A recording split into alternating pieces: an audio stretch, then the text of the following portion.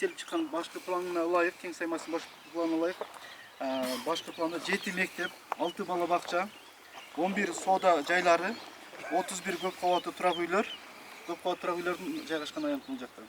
Ош шаарынын алыскы аймактарынын бири болгон Кеңсай конушундагы берилген жер тилкелер кайрадан текшерилип чыгат. Бул тууралуу көчмө жыйында айтылып, атайын комиссия түзүлмөй болду. Буга чейин аталган конуштан 3224 жаранга жер тилкелер бөлүштүрүлүп берилген. Бирок аймак суу, электр жарыгы менен камсыз болбой, учурда 100дөн ашуун гана турак жай салынган. Жыл массивти жаңы конушту татынакай оңдоп коюш ошол биздин мэриянын жумушу болуп калат.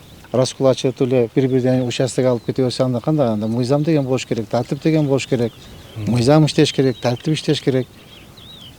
Булардын бүт баарын чакырып, уже отзывать этип, токтоонун баарын жокко чыгарыш керек. Сунуш бергилиңиздер, түшүндүңүздөрбү?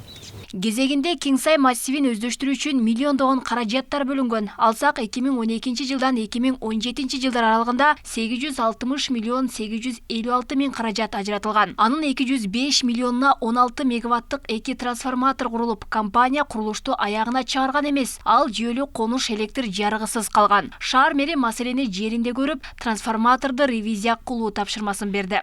Дирекция түзүш керек, кайтаданчы жеке мен ойлоп атам, эми Камчыбек Кылычбаевичтан сурансак, ошо киши жеке өзүнүн көзөмөлүнө алып берсе ошол жерди депчи, ошо бөлүнгөн каражат боюнча, эме боюнча ошол киши мен ойлоп атам, бир жыйынтык болот эле депчи.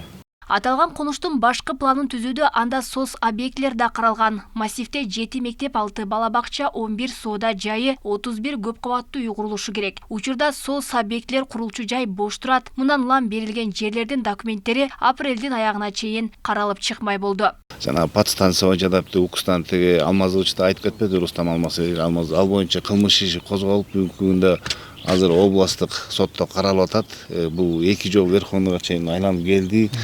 Ар кандай себептер менен анан жана подстанциялардын баары чындыгында завышенный сумма деп иш козголуп, алар азыр кылмыш иш боюнча буюм далил катары табылып алып турат ошол боюнча. Мындан сырткары Кеңсай массивиндеги 25 гектар жер Кыргыз Текстиль ЛТД жоопкерчилиги чектелген коомуна келишимдин негизинде берилип кеткен. Компания жердин ордуна 6 батир бере турган болгон. Шаар мэри келишим аткарылбаса жер мамлекетке алынаарын эскертти. Бирок компания 6 батир бергенин, документ иштери толук бүтө электигин белгиледи. Көз карандысыз баалоочуну баалатып, 33 миллионго аз бааланып калган деп туруп, ошо 33 миллион сомду батир түрүндө 6 батирге ошо өткөзүп берген.